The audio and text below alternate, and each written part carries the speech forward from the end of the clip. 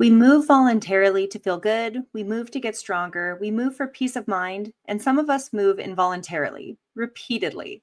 Hello and welcome to Tick Fit the podcast, a podcast where we discuss all things movement in both the exercise sphere and in life with Tourette syndrome. This is a platform to discuss Tourette syndrome and its effects on our bodies. We'll speak with movement professionals where we can advocate and educate about Tourette syndrome, while the Tourette community can benefit from the expertise of these individuals. We'll also speak with professionals about Tourette syndrome and other tic disorders. I'm your host, Raquel Cunningham, and I've been on a quest for the past 2 decades to discover the connection between movement, exercise, and our ticking muscles. This is not meant to diagnose or treat Tourette syndrome. There is no cure for Tourette syndrome. We are here to advocate and educate about Tourette through conversation, and anything in this podcast is for informational purposes only. Please always consult with your doctor before beginning any exercise program to make sure that it's right for you. Hello, everyone. Hey, movers. Today we are going to talk all things sleepy time. We have Ben Mooney here with us today. Ben is a licensed occupational therapist with over 25 years of experience. He specializes in cognitive behavioral therapy for insomnia, CBTI, Comprehensive Behavioral Intervention for Tics, CBIT, is level 1 trained in internal family systems, and is a breathwork facilitator. He tailors his methods to each individual, recognizing that there is no one-size-fits-all solution by providing science-based information, structure, and accountability. Ben is a husband, dad, son, beginner campfire guitarist, outdoor adventure enthusiast, old man hockey player, concert goer, and world backpacker. At his core, he is highly creative, genuinely curious, compassionate, and loves forming deep and meaningful connections with people. Ben, I am so excited for this today. Oh, Raquel, I'm so honored to be here, and hello everyone listening. And I just want to thank you so much for this opportunity to talk about sleep. I am grateful for it. I told you, I almost kind of spun myself out a little bit in trying to prepare for this because there's so many different arenas to this. I mean, it's a critical component of life. It's a critical component of athletic performance. And lack of sleep is a huge trigger for tics for myself, and I know for a lot of other people. Yeah. So. Yeah, I mean, I have fair warning here. I'm so biased about sleep, but in my opinion and the way I work with my clients and the way I approach really life, I think sleep's the most important thing. I think it's foundational. I think it's the best medicine that exists. And so I'll admit I'm going to share a lot about that with my bias. I can't wait. And one more thing too, I think this is pretty critical for our conversation. I have Tourette syndrome and OCD, and I think one of the most important reasons for me working on sleep is because of my battle with insomnia and of course my life with Tourette and OCD and all of the beautiful, wonderful, and sometimes chaotic things that go with it.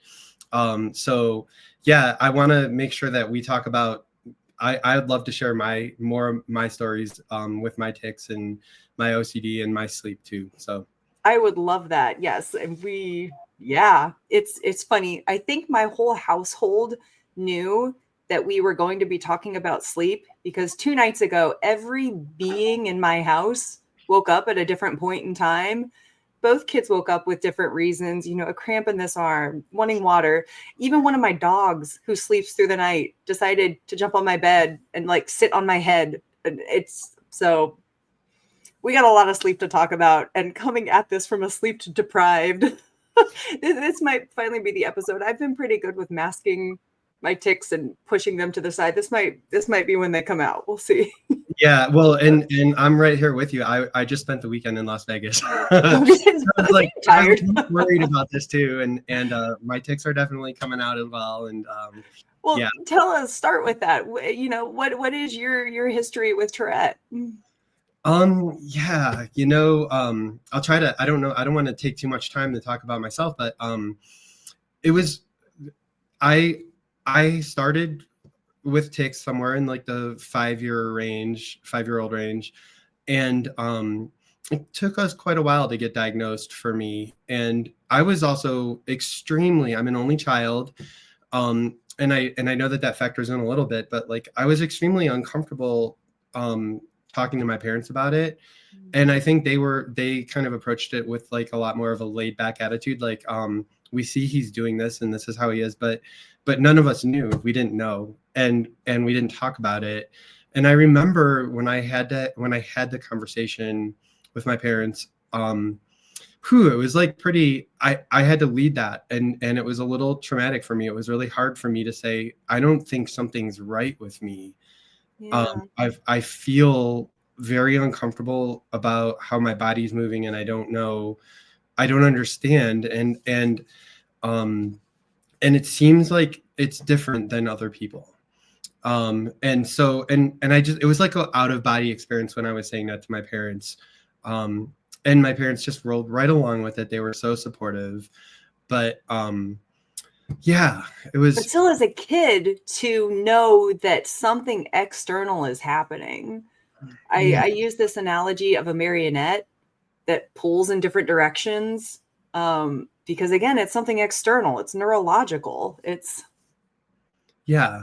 And then I got this incredible care, and I had the most amazing neurologists and doctors and people looking out for me, doing their best, following the models that they know, with a child and all this other stuff. And I'm here to tell you, and it sounds, it's sort of like hopefully an educational opportunity, but we didn't talk about sleep at all.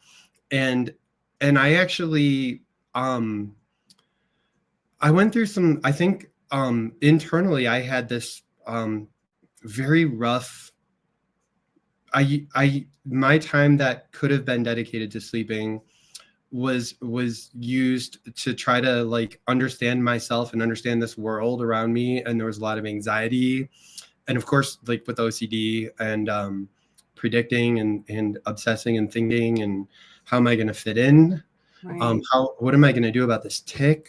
And like, I want to talk to this girl, and how am I going to do that in a way that, and then I just like hammer it over and over again, and I analyze. And so much of my time as a child and adolescent and young adult was spent in that kind of mindset, when I should have been sleeping. So anyhow, yeah. All of this like over rumination. Yeah.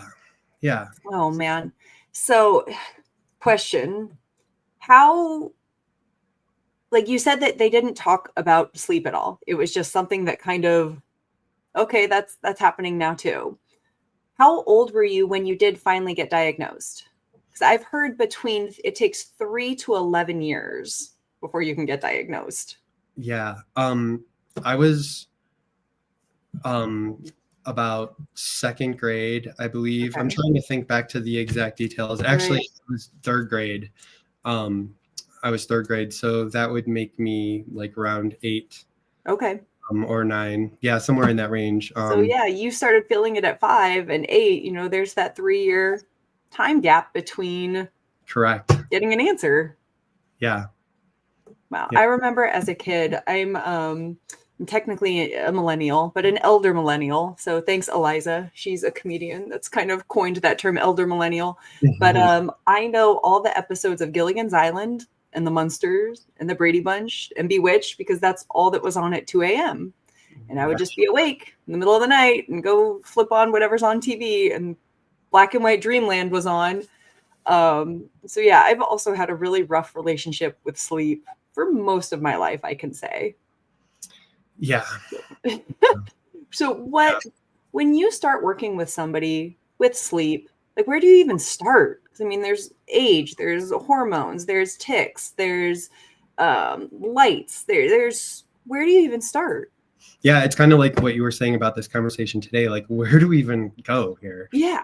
And so I always have, I tell everybody that I work with, we have to have like one conversation that's just like, there's no rules, there's no there's no formal like approach to it. Right.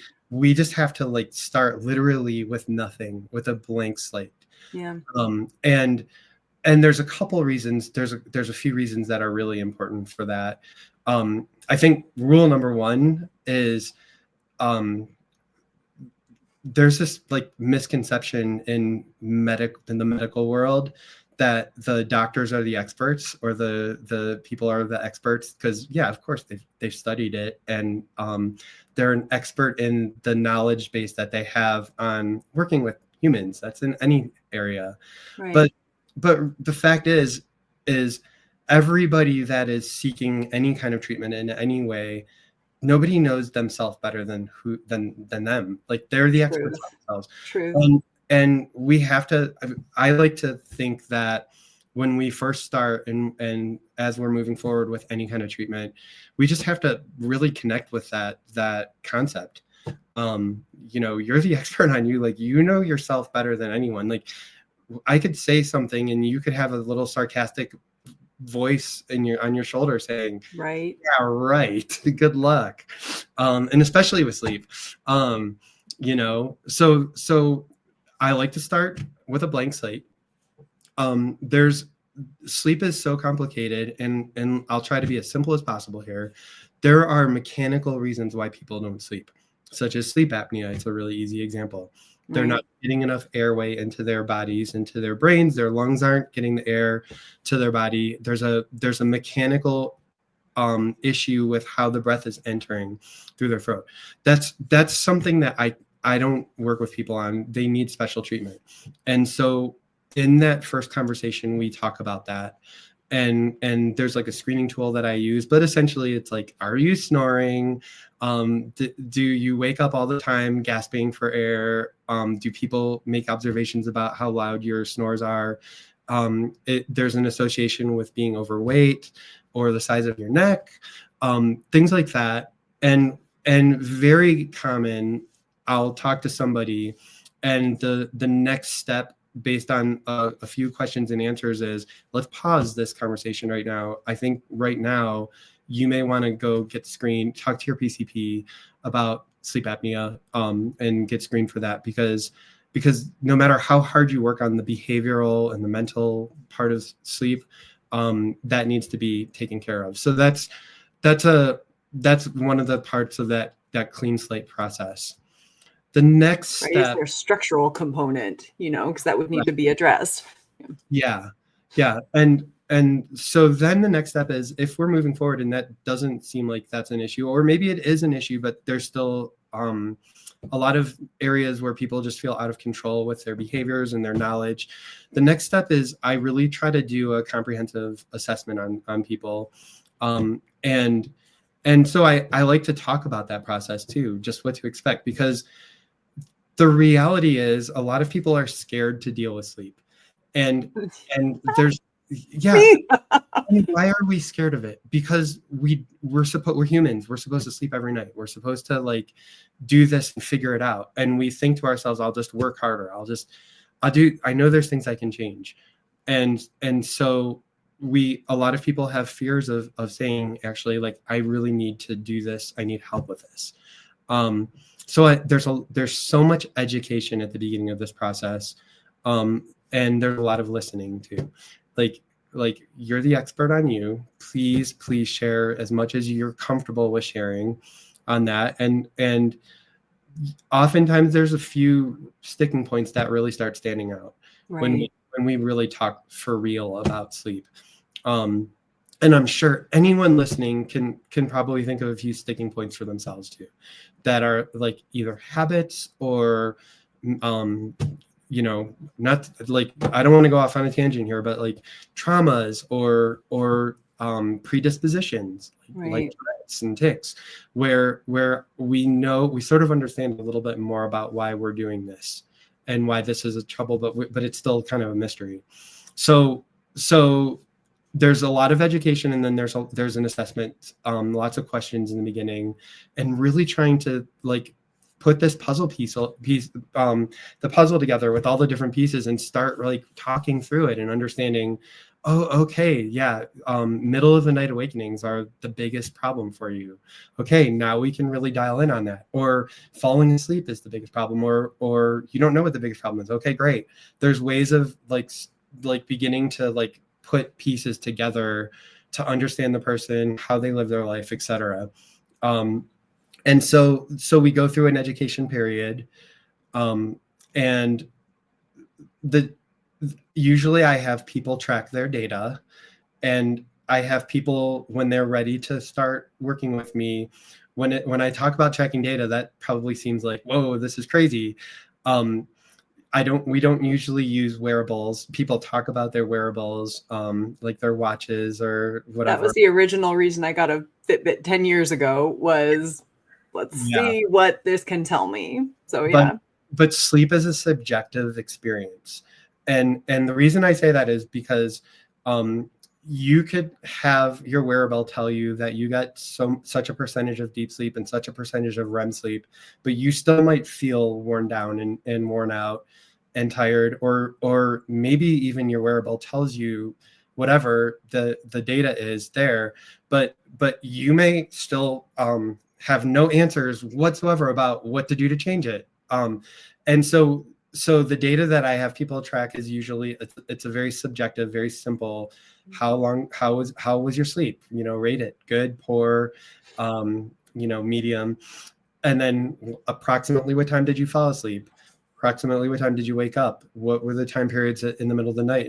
And this isn't meant in a way where it's like I want people to like analyze it and look at the clock and stare at it and obsess over it. It's just more of like, just imagine approximately, when this happened.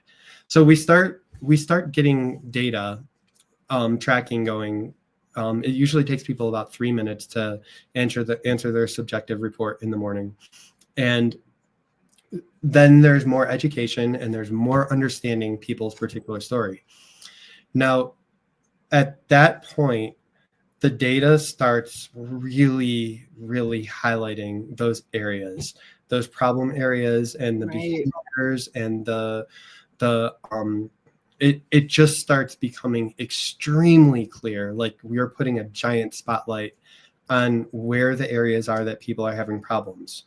And there's so many different potential areas of what that could look like. But once we start seeing trends, that's when we get the toolkit out and we can start really saying, how can we personalize your life story and your experience to match this kind of sleep that you're craving and that you need?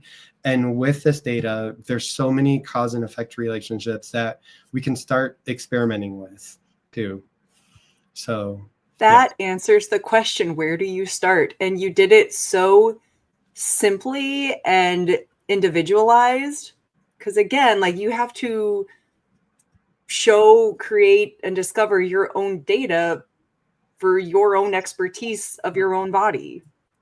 And it's really, sleep is such a I think that one of the reasons that it's so hard, like when you're doing exercises with people, you have like a unit of measurement. You have a unit, like a repetition. Yeah. So you do a repetition and then you observe your body for feedback, and then you can like modify for a client of yours, like, oh, we're going to change this volume of this number of repetitions and this duration and this weight and all this other stuff. With sleep, we are so fixed with our circadian day.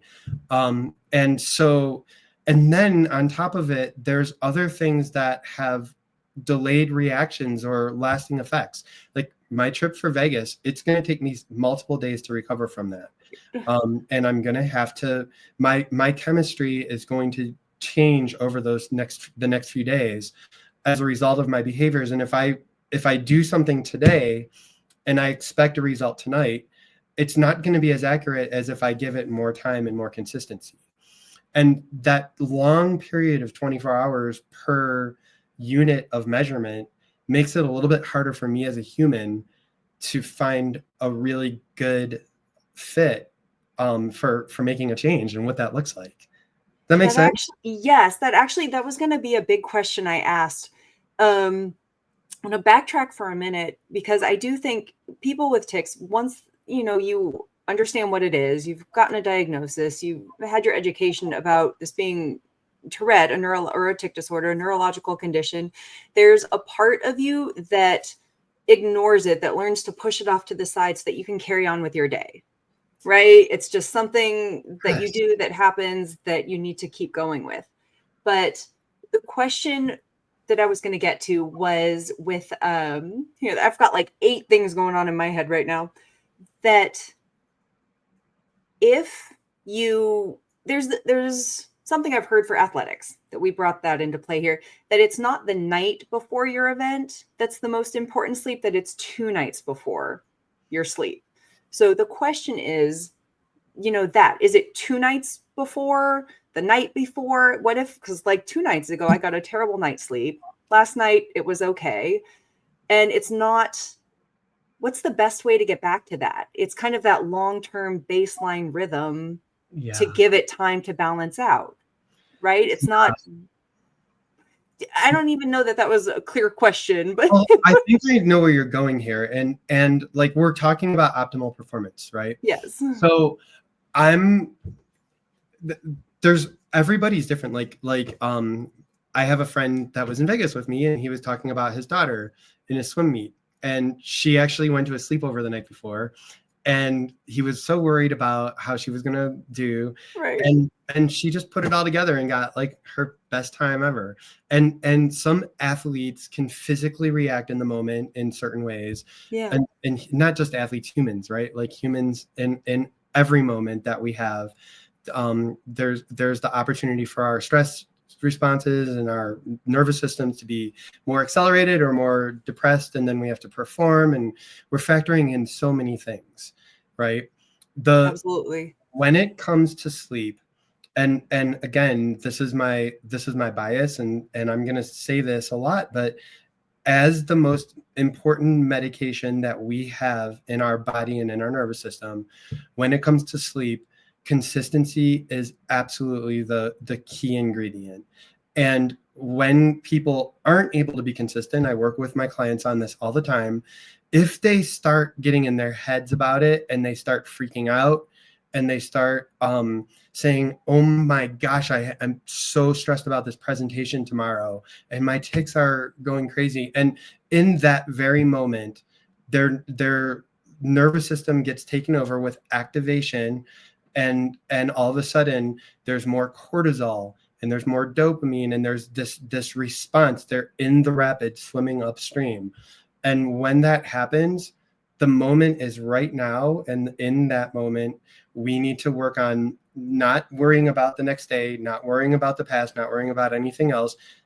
We have to presence ourselves. We have to find a way of finding our body, finding our breath, or whatever that tool is. That it's it might be breath, it might be a mental mindset, it might be using tools like some technology or whatever that is, to help ourselves regulate and find peace and find harmony and still that water.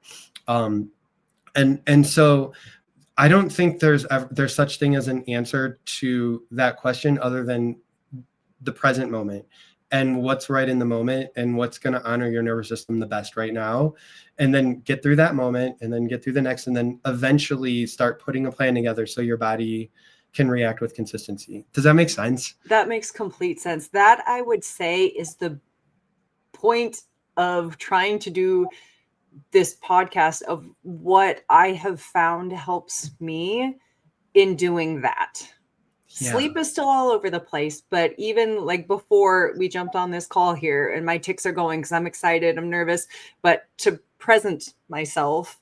And I do have some soft tissue tools that I use, a Gorgeous Ball, these tune-up balls that I like to kind of help downshift and downregulate and find that breath, but find that moment of peace.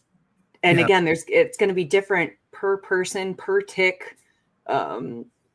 But yes, that makes complete sense. And it's a very hopeful, practicable thing that you're saying.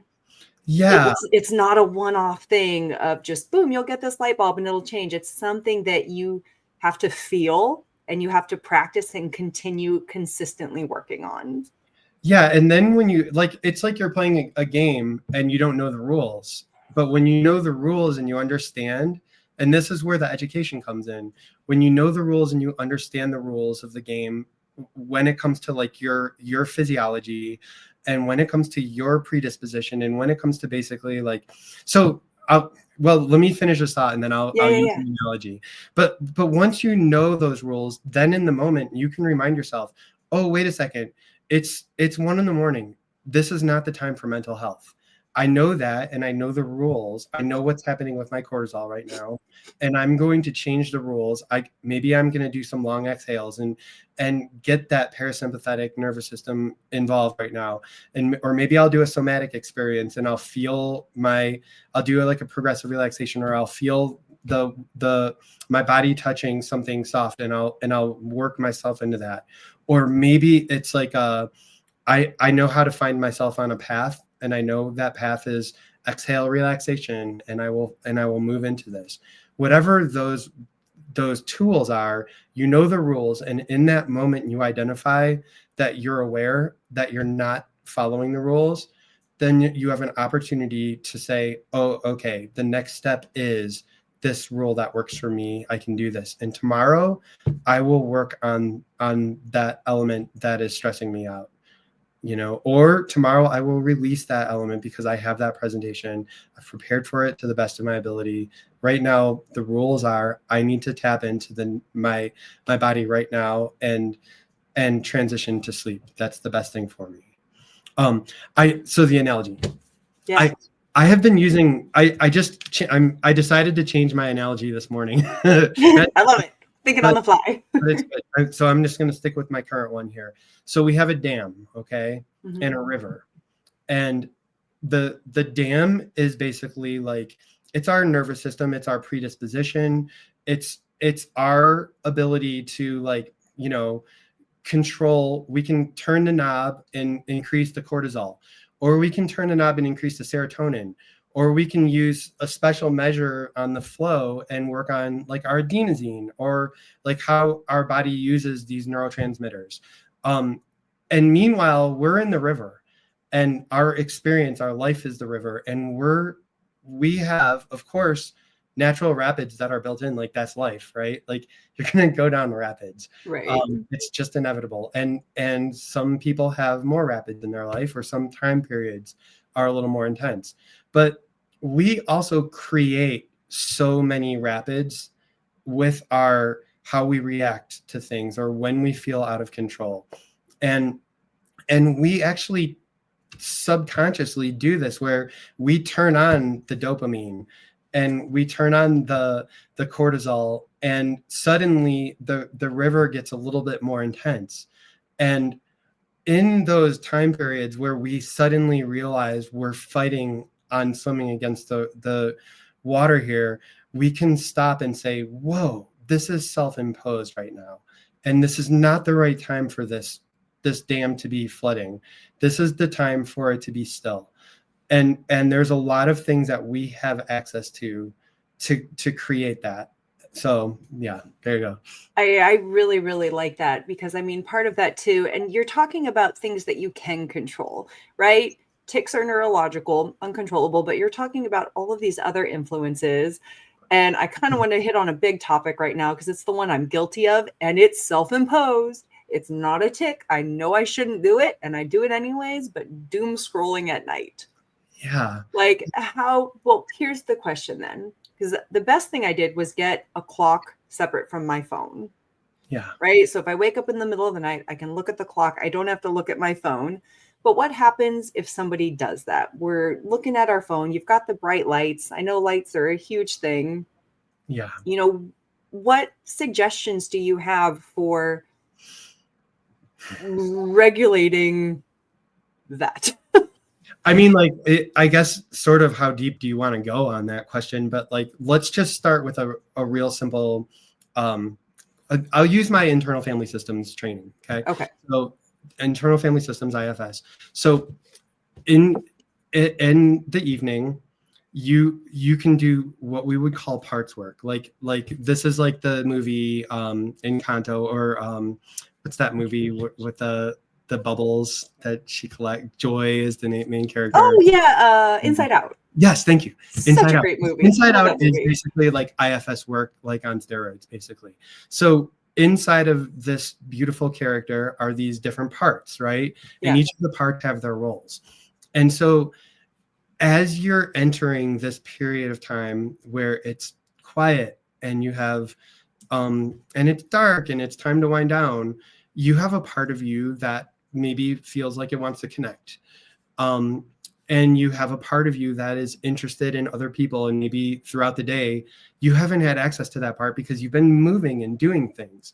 You also have a part of you that is maybe like it can tick a little bit without less awareness of other people, less need to be aware. Like you can kind of open up a little bit and like do some of those bigger ticks without even holding back, right? So there's this like free part.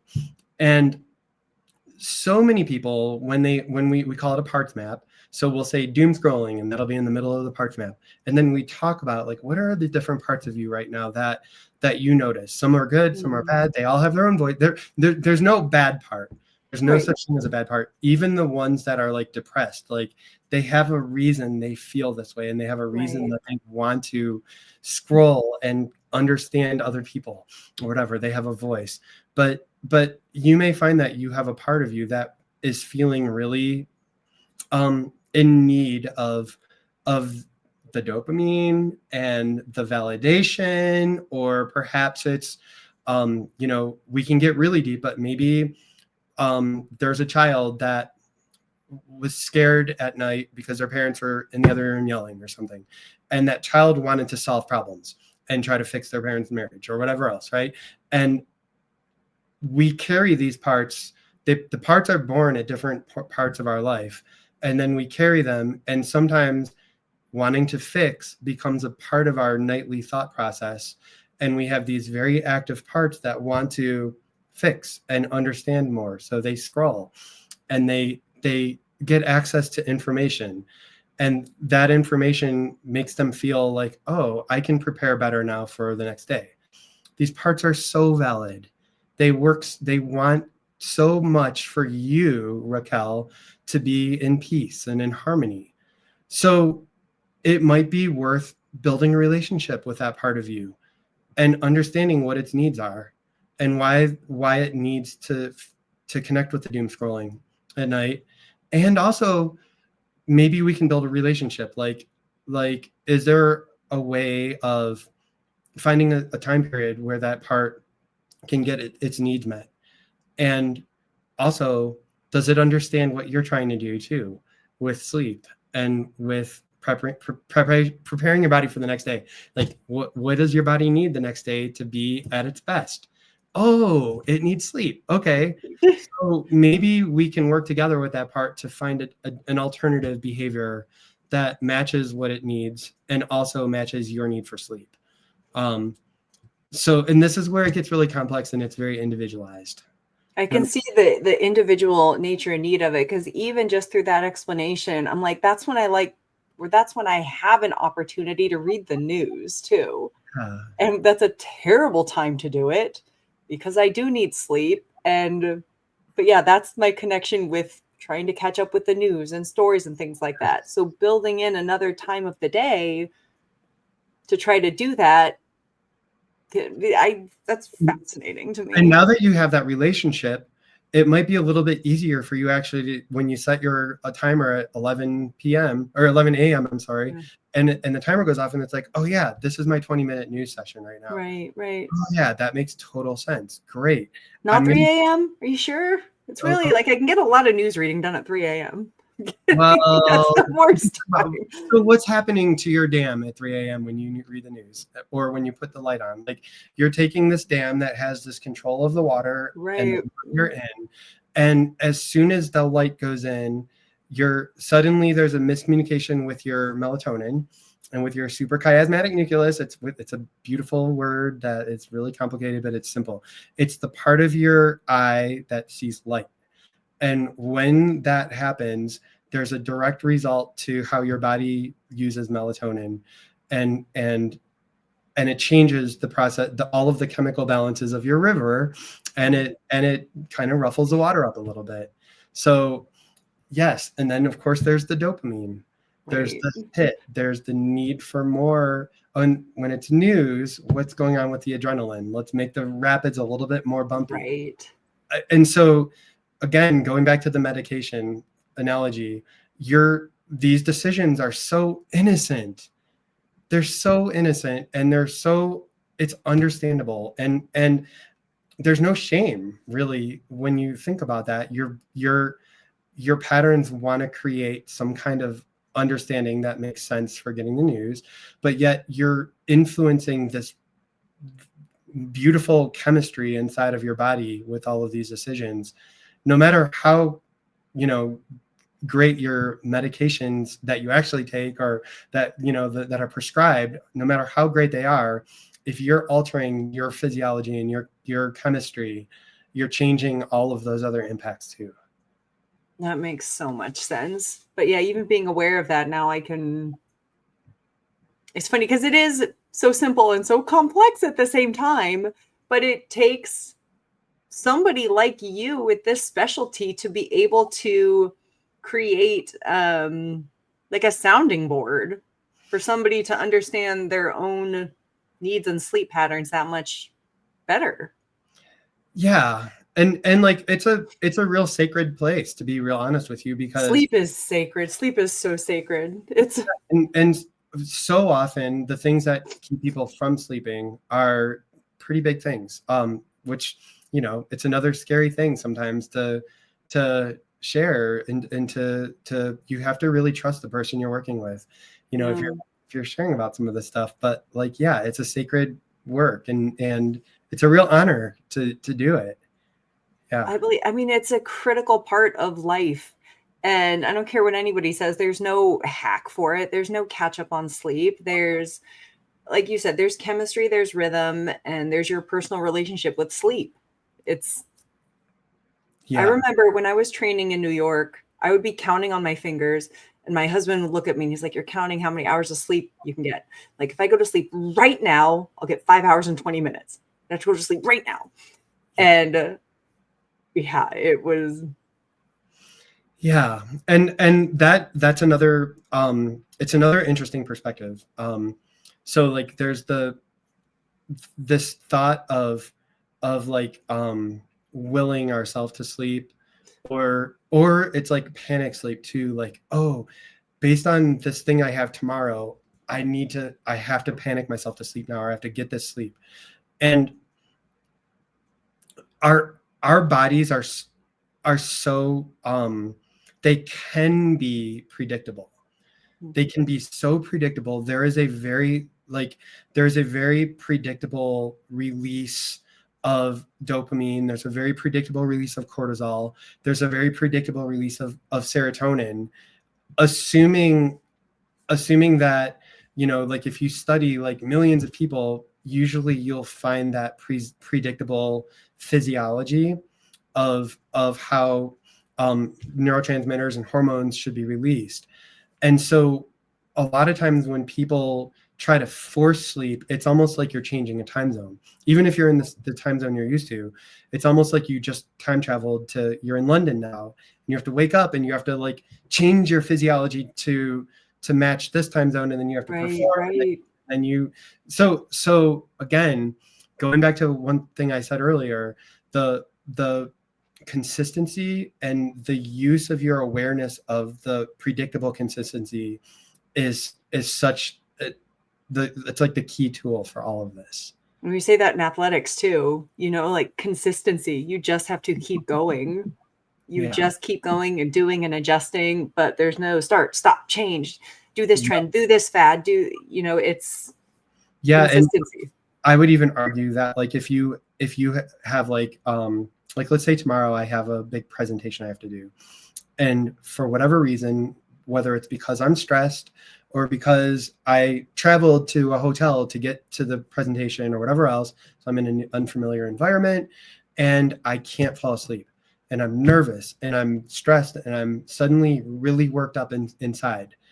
And I think to myself, oh, maybe I'll just sleep in an extra hour, or maybe I'll do something else to adjust my timing so I can maximize my sleep. Oftentimes there's some science to back this up, and it's complicated, but I'm going to be better off waking up at the same time, letting my body move back into its familiar circadian pattern, moving into the sleep or into the activity that I'm going to do, the presentation. Maybe I'll yawn a little bit beforehand. Maybe I'll be aware that my sleep was different, but it goes back to that knowing the rules of the game, not panicking, and following the pattern that my body is most comfortable with, if that makes sense. Yeah, and that actually goes back to a question from earlier too. You know, if you have a disrupted night, do you sleep in? Do you try to catch up, or do you fall back with what your rules for your game are? And it's and hopefully, like, through education, we can't possibly talk about all of the different educational tools and stuff. I know, but I want to. Oh, right. But with the education, knowing how your body is going to naturally move through this predictable chemistry, and what your body is, how it responds to light, how its temperature is. There's so many very predictable patterns that our brain uses and our bodies use to lock back into where we want to go. Then I'll say to myself, you know what? My body knows exactly what to do right now. I'm going to wake up at my time. I'm going to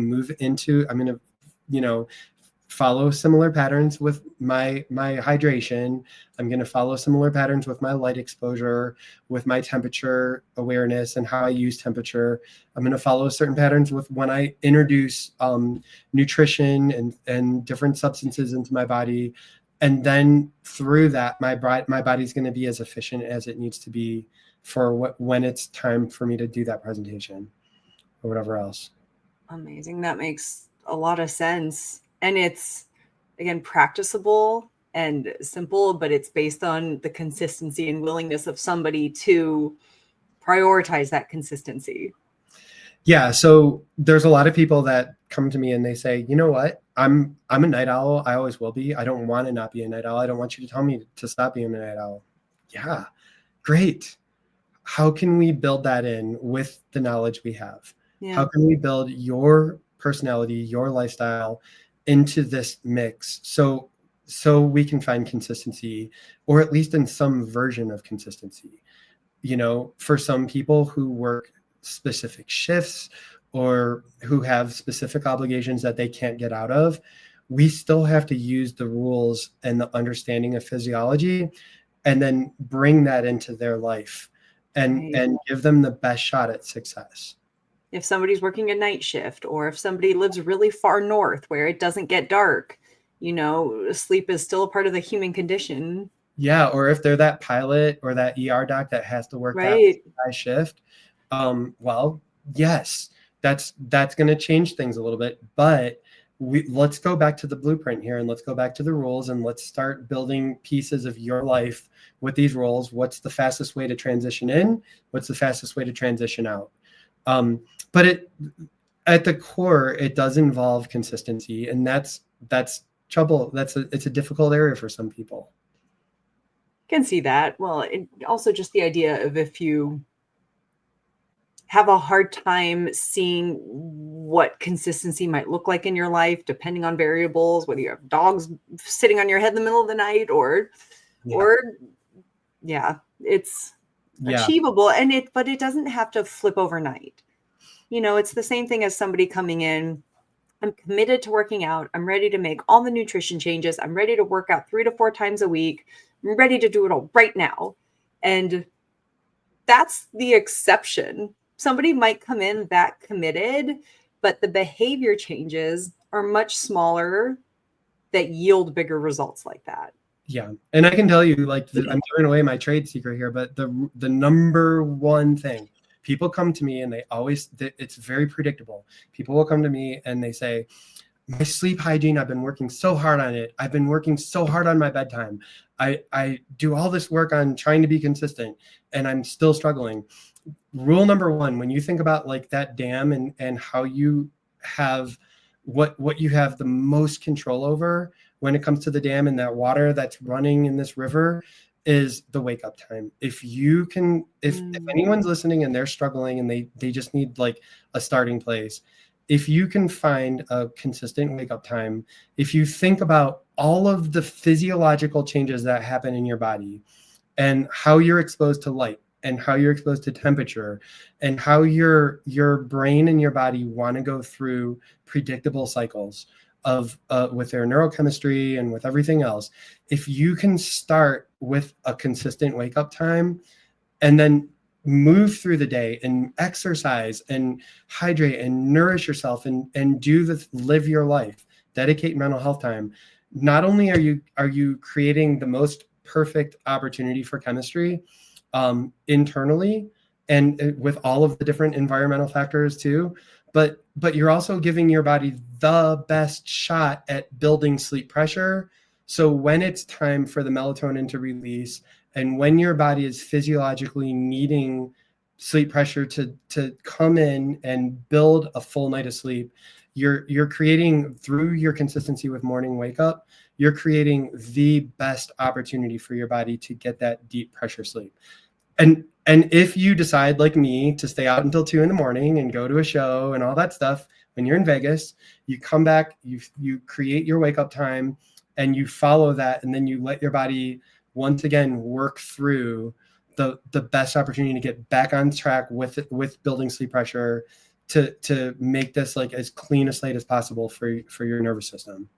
That blows my, because I thought you were going to say the go to bed time. No, I mean, it's everybody, that's how we've been taught. Like we've all been taught to associate sleep with bedtime. Right. And it makes sense. Like bedtime is really important. There's a lot of tools we can have. But if I'm working with a client who tells me I'm going out with my friends 2 nights a week, that's that. I'm doing that. So I say, great, good. You know, that's the stage of life that you're in, and that's wonderful. And guess what? We still can put together an incredible plan for you, for your experience based on that desire to do that. But it will require some work on other areas like the wake up and how you approach waking up and how you nurture your body through that time period of recovery. But for all of us Tourette folks, you know, we're working so hard on trying to be the best version. Well, everyone works on trying to be the best version of themselves. But when your awareness is amplified because of your tics, and you're aware of your internal experience, and you're aware of other people's experience, and you're, you know, whether you want radical acceptance, like embrace me for who I am ticking right now, I'm tired, I'm ticking, whatever. Or if you're more into like, I want to have the most control over my body, and I want to, whatever that is, as you're approaching how you show up in life, you're going to get the most predictability of your body and the most control through that consistency with like being able to wake up and express let your hormones and let your neurotransmitters all learn how to do that with the most consistency, with the light and the sun and the temperatures that our bodies naturally have. So we're using those like really big levers to help our bodies as much as possible. That hits so true in the whole gambit of living life with Tourette. I saw from Dr. Emily Ricketts, you know, up to 80% of us with TS have sleep disturbances. And I mean, what you just said plays true to anybody, any human, because we all sleep, but so incredibly true for those of us with TS. And I just think that's incredibly profound. And I'm so grateful for all of your knowledge and dedication to sleep science, and especially to sleep science as somebody with Tourette. Yeah. I appreciate that you acknowledge that. And I think you're right. Like, yeah. I think you're right. You say you have a sleep bias, but I don't think it is. I think there's a whole lot of truth in there. Yes. But yeah. And a lot of compassion too. Like it's so easy.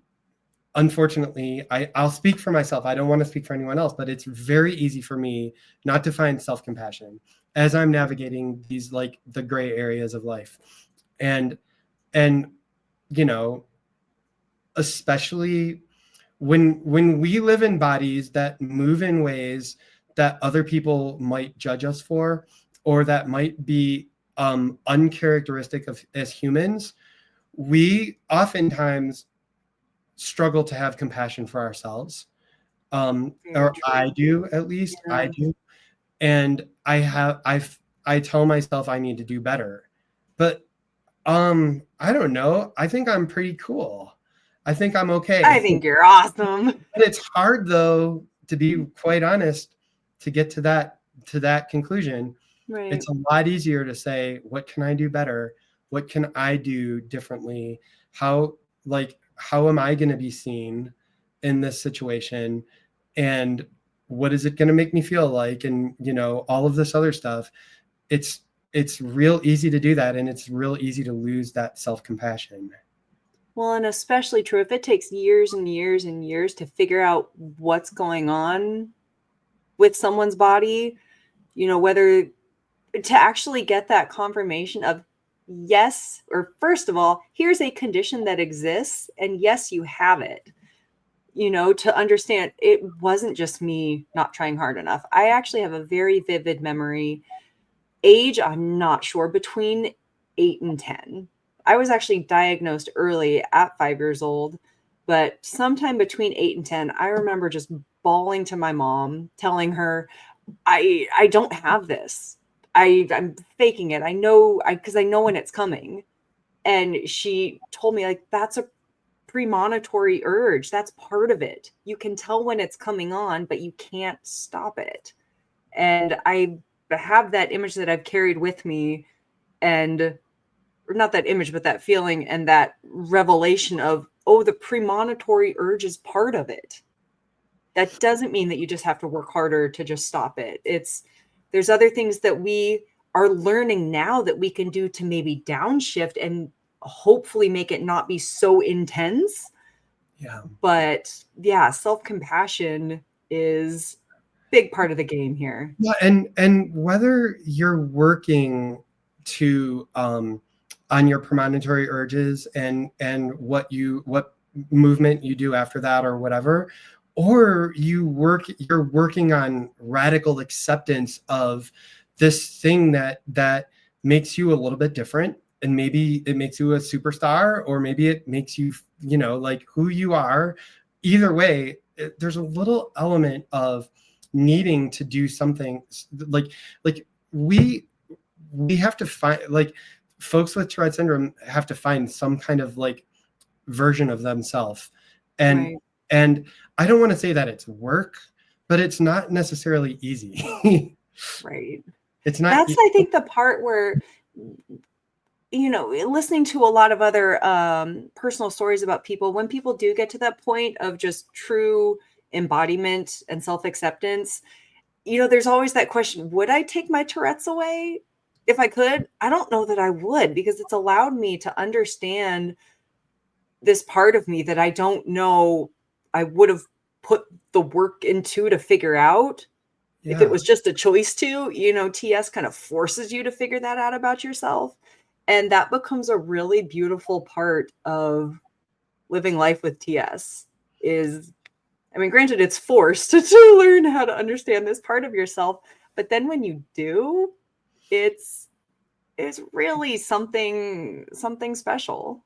It's so hard, Raquel. Like, if I heard people talking like this at certain points in my life, I would probably get angry. Like, I would be angry. Like I would have felt like there was nothing good about it ever. Nothing ever. Yeah. Period. But like, I know when I meet people, I am so good at reading them because we have learned how to read people. Yeah. And how, and like, I just think that there's so many elements of my life that I have, like, I wouldn't want them to be any other way. The only way I would have ever gotten here is through the learning that I had to do because of my tics. Yeah. So I remember being in college, and that was when I wrote a journal post about this, about how I would wait 2 years of knowing somebody before I would reveal to them that they had it, whether they saw me ticking or not. My tics were significantly heavier. I am in that 30% where, they were really heavy throughout adolescence, throughout the high school years, through college years. But I would wait 2 years of knowing someone before I would verbally tell them, this is what it is. Some people say, yeah, I've seen. Okay, cool. And other people, oh, yeah, I was wondering what that was all about. Or, but in college was when, as soon as I met somebody, if I saw them noticing, I felt the confidence to be able to just say what it was. And yeah, like that alone could be like a few podcasts right there, just like different styles and stuff there. Like for me, it was always, and I have lost years of sleep on my life because thinking about like telling a girlfriend, right. Like, oh, we're that serious in that relationship. Now I tell them that's like the biggest thing. Like that's the darkest secret. You're right. Like, when do I reveal that? Right. When do you disclose? Yeah. And then to see, like, what do you know about it? What stigmas have you heard about it? What's like, how a big part in doing this podcast too, especially kind of through the health professional world and through the training world, is because we can all speak the same words of movement. Whether it's involuntary movement or voluntary movement, we can all speak movement. And if somebody can tell their trainer or other people at the gym, and we can educate through this gym movement world, oh, okay. Do you need any modifications? No? Okay, let me know if you need help with something. If something hurts, if you have a tick in your body, but to get this education into the movement world, for somebody with TS to just be, because we're always not combative, but when we do disclose, always at the ready with, I've got like 4 different explanations I can give depending on how this person reacts. I hear you. Like it's so complicated. Like I love that about your podcast. And honestly, like I don't even know myself sometimes how to talk about it. Even still, there's situations where I don't always know what to say or how to say it to a stranger or in different settings. It's so complicated. Yeah. It's hard to put and then to have other people embrace that language and make that so mainstream. Like it's so beautiful. I can't wait to follow along your journey. Well, you're a part of it now, like a big part. Yeah. But it's funny. I remember at one point in time, I did go, just one more quick story that I wanted to get out, because it was me trying to do my due diligence with sleep that didn't go well. I actually went and did a sleep apnea test where they hook you up with the electrodes at night. I was, awake for 3-4 hours every night. Let's figure out what's going on. And so I go do this test, and I didn't snore. The doctors were like, there's no reason for you to do this particular test. I'm like, but I want to. And the person administering the test woke everybody up at 2 a.m. because they were having an allergic reaction to something and had to go to urgent care. So they had to stop the test early. Oh my gosh. Wait, what? We have to drive home right now so I never got the conclusive answers to that, but I was trying to do my due diligence. But I do think the things that have been the most helpful are everything that you've been saying. The consistency, a constant wake up time. Yeah, there's so much more. Obviously, there's so much more. Yeah. Well, let's do this again then. Well, yeah, I would love to. Also, like I would say, most important of all, like from this conversation, is if all of a sudden you're now aware that you're struggling with sleep, even just talk to your doctor or talk to a friend or just talk about it, period. Like just the idea of this like hidden thing that's such a part of our life. It doesn't have to be hidden. There's different ways of working through this. I think medication is so important. I think medication in the Tourette world is so important. There's also a lot of medications that create more insomnia, or that do things to our sleep architecture in our brain that aren't always in favor of like good long-term aging. But and obviously I'm a big fan of behavioral work versus like more natural versus the going right into a medicine. But talking and setting up the conversation and asking questions. Oh, let me look at the side effects of my medication. Maybe there's a different timing for it, or maybe there's a different way that I can do this. But creating the conversation and creating the dialogue is such a great starting point, and asking questions. It's a really good place to start. I believe that. I'll leave us with one more story here. When I was on medication for 20 years, and one of them, I forget which one it was. It might have been clonidine at the time, but it would make me so sleepy. I was doing horseback riding lessons at the time as a kid, and in the afternoon, maybe 4 or 5, and I would start to fall asleep on the horse. Yeah. I swear the horse knew, because it would like jump a little bit and I'd wake up. And so we're like, okay, the instructor had to talk like, don't think we can continue this. I would also get so sleepy in school. I am so grateful to the elementary school that I went to. They were so receptive. My mom showed up and advocated for me, and they made a little area for me in the corner. And I only remember this happening once, but the teacher would tell me, Raquel, why don't you go lay down? Because I'm falling asleep in class from this medication, and got to go lie down. And I just feel so grateful to have had those accommodations in place. And I understand that there's still a fight to make that happen with those of us with TS, and a whole onslaught of emotions there, whether it's grief or jealousy or just yearning because somebody didn't get that. The more we talk about this, the more hopefully we can help. And that. Absolutely. Like middle of the day fatigue is so common, especially with our population, with folks with TS and all of the comorbidities. And there again, going back to the idea of understanding their rules, there are some physiological rules. Now, this is complicated, and I know I don't know what kind of time frame we have here, but like I will just say, whenever we talk about like physiology, it seems so black and white. It sounds so like this is the way it is, and that's that. But when you add medications and when you add different elements of chemistry, there are predictable things that happen. So when you use all of the information, the tics, imagine how hard so many kids in schools work to mask their tics at certain times of the day. Right. When we understand the rules for each individual and what's contributing and what's happening, there are oftentimes so many different things that can be done to shift that.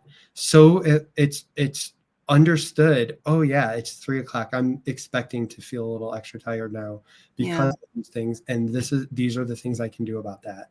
So again, it starts with just the conversation and education and understanding each person's individual story. I love that. Ben, where can people find you? Last question I'm going to ask you. Where can we find you? MooneyWellness.com. That's my website. I will link that in the bottom description thing when I do that. and I will say too, like I am an open door. I want people to call me. I want people to email me. I love talking about this. Obviously, I love conversations. If somebody doesn't know where to start and they just want to like talk and just process through something, just reach out. That I enjoy that very much. Those calls with people that are just sort of like screening calls. I get a lot of joy out of those. I really do like talking to people and just working through. It's it's my calling in many ways. As an OT of 25 years, like it's something that I love doing.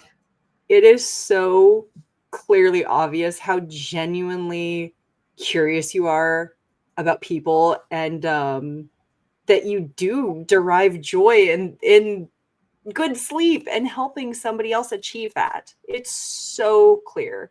You are a wealth of information. You are an absolute gem. And I'm so, so, so beyond grateful that we got to record this and share this. And I'm incredibly grateful for you.